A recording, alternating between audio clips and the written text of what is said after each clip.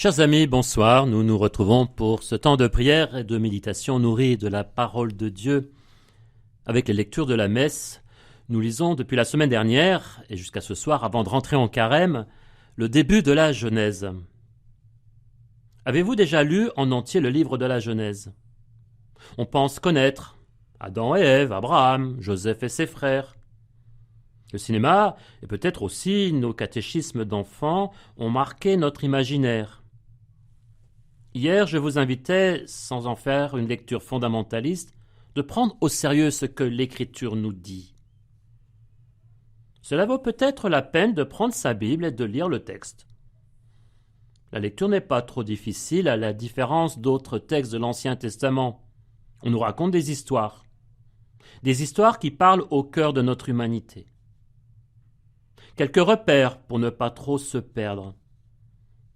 50 chapitres dans le livre de la Genèse. C'est beaucoup pour un texte ancien. En réalité, il y a plusieurs parties autonomes, mais l'Écriture sainte nous le donne comme un tout, avant de faire mémoire du récit fondateur d'Israël, la libération d'Égypte, qui sera le deuxième livre de la Bible, l'Exode. Il est assez facile de distinguer 4 parties dans le livre de la Genèse. D'abord, les récits des origines qui se terminent sur une alliance universelle avec Noé. Nous y reviendrons ce soir. L'histoire d'Abraham, l'alliance avec les pères. Puis l'histoire de Jacob. Et l'histoire de Joseph, le plus long cycle. Joseph et ses frères. Une affaire de fraternité. Peut-être pourquoi c'est le plus long cycle. Le Dieu des Hébreux, qui est le Dieu de Jésus, qui nous révèle comme Père, est le Dieu d'Abraham, d'Isaac et de Jacob. Il se révèle aux hommes dans une histoire. C'est notre histoire, notre héritage. Cette révélation est pour nous un testament. Avec la liturgie, nous méditons, avant notre carême, donc les 11 premiers chapitres. Plusieurs traditions orales mises par écrit, relues et compilées jusqu'après le retour de Babylone, nous décrivent les fondements, le background, dirait-on aujourd'hui humain, où se jouera l'histoire du salut. Et le don du Fils de Dieu Sauveur s'inscrit dans cette histoire. Ces récits nous sont donnés pour nous rappeler le projet de Dieu pour l'humanité et aussi notre difficulté à y entrer. Ils sont pour nous comme un miroir et nous invitent à accueillir un salut, celui que Dieu nous fait en Jésus-Christ. Écoutons la parole de Dieu. Lecture du livre de la Genèse. Le Seigneur vit que la méchanceté de l'homme était grande sur la terre, et que toutes les pensées de son cœur se portaient uniquement vers le mal, à longueur de journée. Le Seigneur se repentit d'avoir fait l'homme sur la terre. Il s'irrita en son cœur et il dit : Je vais effacer de la surface du sol les hommes que j'ai créés, et non seulement les hommes, mais aussi les bestiaux, les bestioles et les oiseaux du ciel, car je me repens de les avoir faits. Mais Noé trouva grâce aux yeux du Seigneur. Le Seigneur dit à Noé : Entre dans l'arche, toi et toute ta famille, car j'ai vu qu'au sein de cette génération, devant moi, tu es juste. De tous les animaux purs, tu prendras 7 mâles et 7 femelles.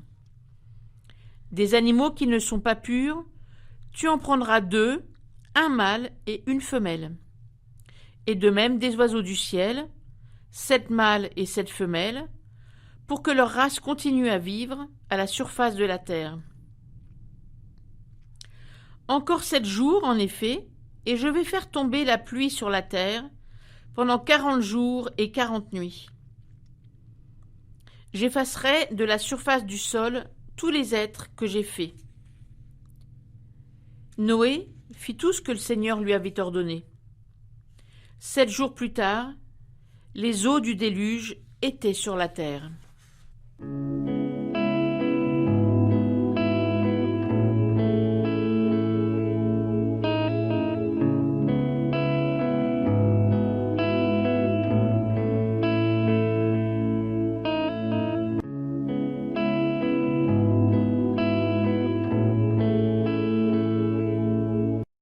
Le Seigneur vit que la méchanceté de l'homme était grande sur la terre, et que toutes les pensées de son cœur se portaient uniquement vers le mal.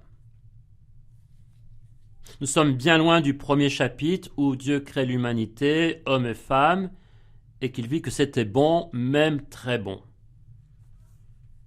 Que s'est-il donc passé? Le serpent? Ne soyons pas comme Ève qui n'assume pas et fait retomber la responsabilité de ses actes sur lui. Le serpent m'a trompé, dit-elle, et j'ai mangé. Ce n'est pas ma faute, c'est lui.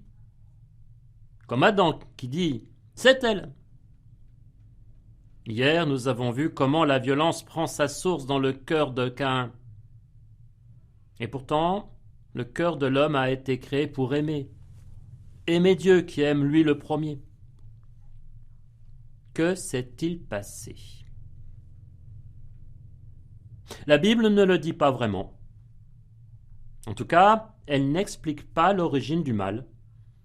Elle décrit la désobéissance, le péché qui conduit à la mort, et avec nous, elle constate la situation, les dégâts, dirais-je.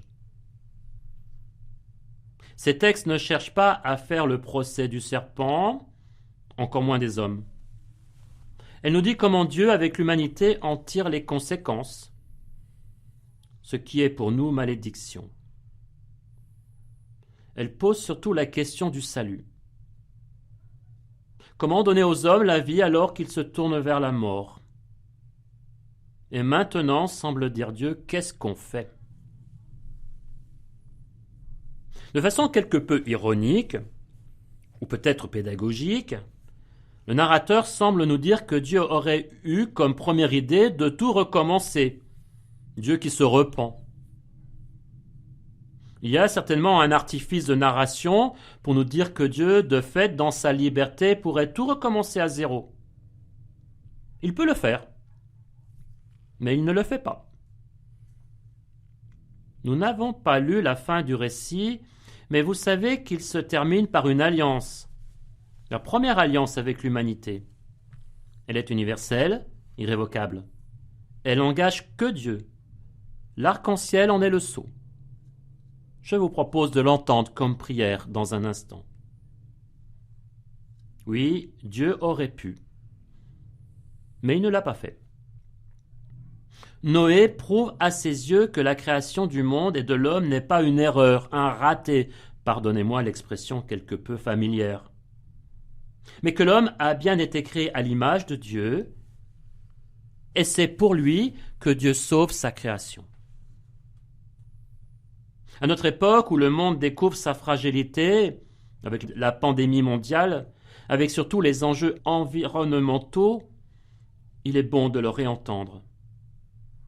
C'est pour l'homme que Dieu sauve sa création, toute sa création, dans sa diversité. Les animaux purs comme les autres sont selon les catégories du récit. Il le fait pour l'homme, il le fait grâce à un seul homme. Cela semble si peu, pour ne pas dire dérisoire. Comme pour Noé, et parce que son alliance est irrévocable, il le fera. Il le fait pour si peu, à cause de ce qui peut être si dérisoire face aux enjeux énormes de l'économie mondiale, de la politique internationale, de l'exploitation injuste des ressources de notre planète.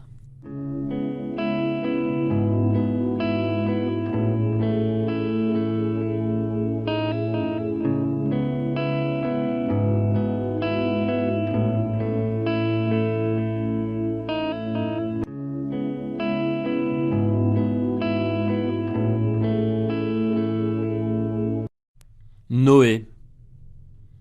Seul Noé trouva grâce aux yeux du Seigneur. Pour lui, rien, pour Dieu, rien n'est dérisoire. Pas un de nos gestes, pas un de nos engagements, pas un de nos agissements pour que cela change. Le déluge a bien eu lieu. Il ne dura que 40 jours, c'est-à-dire une durée qui connaît un terme. Au bout des 40 jours, la colombe revint à lui, et voilà, qu'elle avait au bec un frère rameau d'olivier. Écoutons et prions. Dieu dit à Noé et à ses fils : Voici que moi, j'établis mon alliance avec vous, avec votre descendance après vous, et avec tous les êtres vivants qui sont avec vous. Les oiseaux, le bétail, toutes les bêtes de la terre, tout ce qui est sorti de l'arche. Oui, j'établis mon alliance avec vous. Aucun être de chair ne sera plus détruit par les eaux du déluge. Il n'y aura plus de déluge pour ravager la terre. Dieu dit encore : Voici le signe de l'alliance que j'établis entre moi et vous, et avec tous les êtres vivants qui sont avec vous, pour les générations à jamais. Je mets mon arc au milieu des nuages, pour qu'il soit le signe de l'alliance entre moi et la terre. Lorsque je rassemblerai les nuages au-dessus de la terre, et que l'arc apparaîtra au milieu des nuages, je me souviendrai de mon alliance qui est entre moi et vous, et tous les êtres vivants. Les eaux ne se changeront plus en déluge pour détruire tout être de chair. L'arc sera au milieu des nuages, je le verrai, et alors je me souviendrai de l'alliance éternelle entre Dieu et tout être vivant qui est sur la terre. Dieu dit à Noé : Voici le signe de l'alliance que j'ai établi entre moi et tout être de chair qui est sur la terre.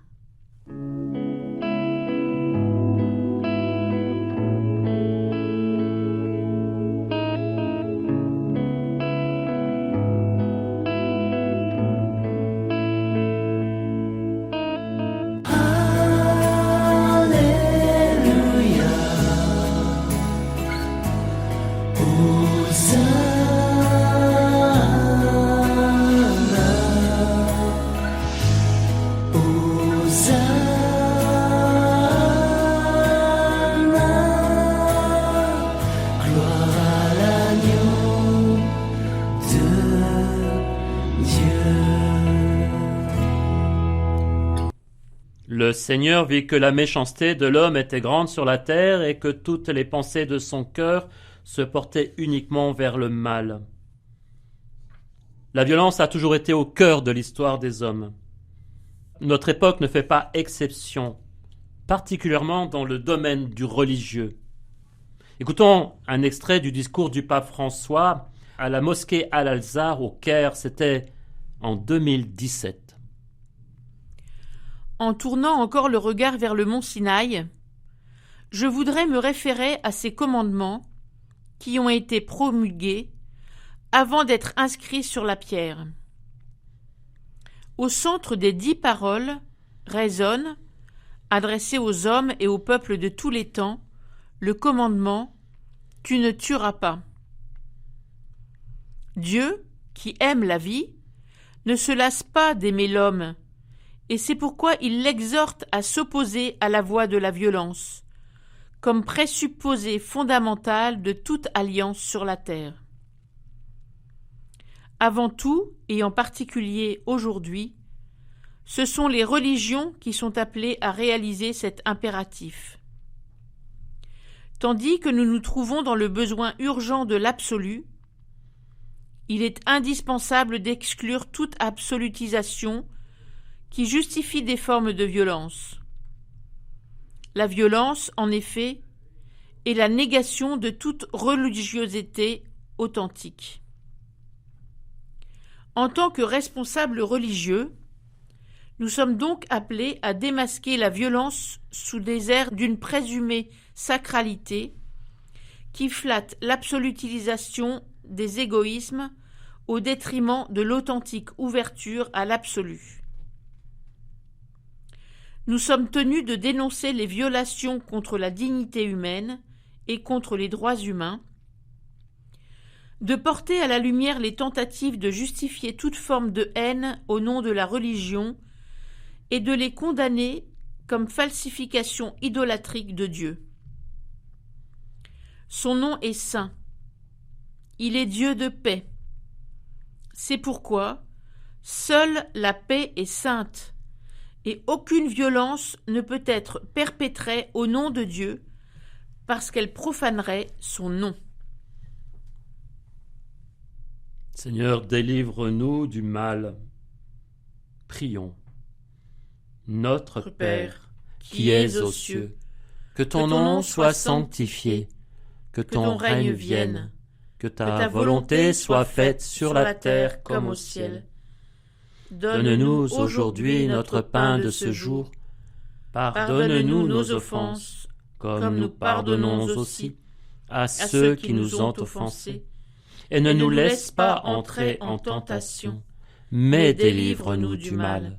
Car c'est à toi qu'appartiennent le règne, la puissance et la gloire, pour les siècles des siècles. Amen. Dieu Tout-Puissant, force de ceux qui espèrent en toi, sois favorable à nos appels. Puisque l'homme est fragile et que sans toi il ne peut rien, donne-nous toujours le secours de ta grâce. Ainsi nous pourrons, en observant tes commandements, vouloir et agir de manière à répondre à ton amour. Par Jésus-Christ, ton Fils, notre Seigneur, qui vit et règne avec toi dans l'unité de l'Esprit Saint, Dieu pour les siècles des siècles. Amen. Que Dieu Tout-Puissant vous garde et qu'il vous bénisse, le Père, le Fils et le Saint-Esprit. Amen.